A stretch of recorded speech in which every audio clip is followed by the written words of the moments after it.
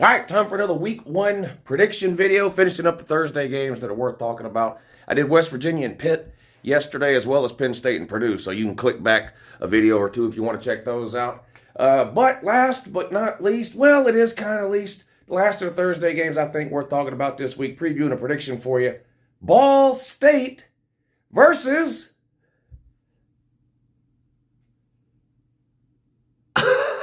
Tennessee. Tennessee versus Ball State on a Thursday because, well, why not? Tennessee's a weekday Schoo, in case you didn't know. Until they lose 4 or 5 football games this year, then there'll be a basketball Schoo. Then we don't do anything in that. Then in the spring, there'll be a baseball Schoo. That's what they tell you. But as of right now, they're a weekday Schoo, playing Thursday night. Home opener for the Vols week 1 against Ball State, a terrible Ball State team, too. By the way, Tennessee's going to blow them out of the water. If you think I'm come on here and troll about, oh my God, what if Tennessee loses to Ball? Tennessee's not losing to Ball State. Tennessee's going to blow them out. This game will be over by halftime. Now, betting on this game might be a little bit tricky. Tennessee's favored by 35. They were 32 points earlier in the week. I probably would have taken Tennessee at 32. I don't know if I'm going to take them at 35 and even 5 touchdowns. I do think Tennessee's capable of beating Ball State by 5 touchdowns. But if you've listened to a lot of the interviews and the talking that some of the Tennessee coaches have done this week leading up to the game, they are, I don't know if, depth is an issue at Tennessee. Quality and experience depth, it really is an issue at Tennessee. I think you're going to see a lot of backups play in this game in the second half if Tennessee is out to a huge lead, which I think they will be. And it's always dangerous in a game with a point spread this big when you know backups and second and third stringers are going to be playing in the second half, and Hendon Ho's probably going to get taken out of the game at halftime. It's always dangerous, whether it's Tennessee or not, to play one of these games with a huge point spread because you don't know what's going to happen late in the game in the fourth quarter, right? I mean, Tennessee could be up by 40 in the fourth quarter, have a bunch of walk-ons and freshmen playing defense on the last drive of the game, and Ball State, scores. And you went from covering the 35 because they were winning by 40 to now you blew the 30. Now you didn't cover because you're winning by 30. So it's dangerous to do that. So I wouldn't bet Tennessee minus the 35. Again, it's not because I don't think Tennessee can't beat Ball State by 35. Of course they can. Hendon Hooker's going to light them up. Cedric Tillman. I am interested to see Brew McCoy play too. He's bounced around Texas, Southern Cal. Investigation into some stuff out at Southern Cal. Ended up all the charges were dropped. Transfers to Tennessee, and from what I understand, he just got cleared by the NCAA for immediate eligibility. So, gives Tennessee potentially a second big-time playmaker at the wide receiver position. If Brew McCoy can live up to the hype that he had coming out of high school, we'll see. But you got Cedric Tillman over there. I think Tennessee will run the ball well in this game, too. I mean, it's just really a mismatch here. This game, Tennessee, we'll get a chance to look at Tennessee's defense. We know what Tennessee's offense is going to be. It's going to be good. And we'll get a chance to see Tennessee's defense, though. Now, it's against inferior competition, Ball State. But still, Tennessee's defense was really, really bad last year, so we'll see what it looks like. Look, take North Carolina, for example. They play Florida A&M, right? Not a good team. A bunch of players missing. North Carolina gives up 24 points. Now, they blew them out. They won 50-something to 24.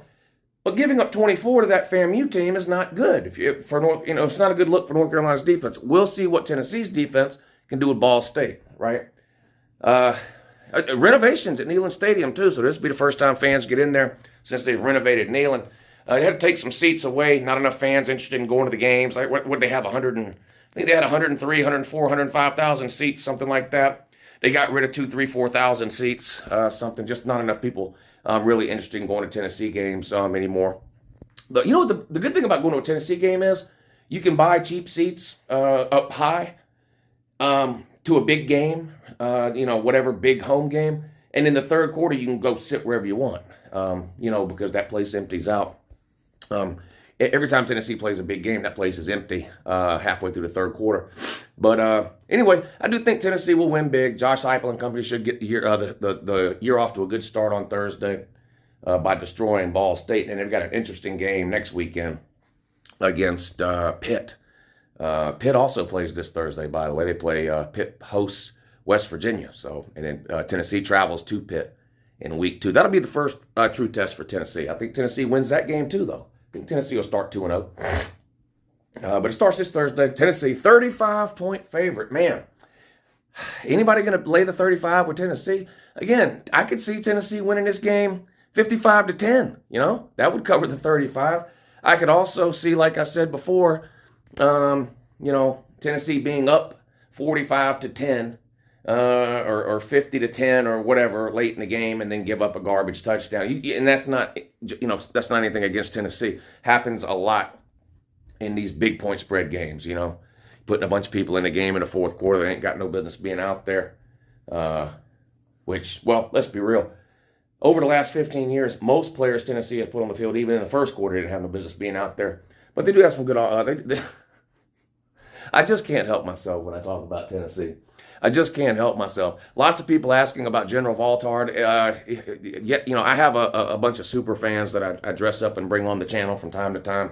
There's a Tennessee super fan we have around here by the name of General Valtard. He was very popular. People really liked the General. Hell, I liked the General.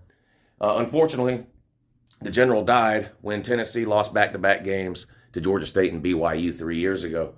And the only thing, and I've been saying it since the day he died, the only thing that's bringing General Valtard back to life and back to this channel is a Tennessee win against one of their three biggest rivalries, Bama, Florida, Georgia. So beat one of those three teams, the General Valtard will come back to life. And we might even retire the mustard bottle in the golf ball. I don't know. Probably not going to do that.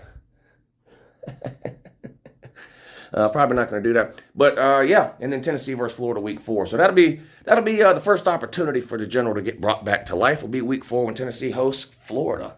And Sunbelt Billy Napier. I need to do one of these videos on Utah versus Florida. That's what I need to do. Let me click off here and do that.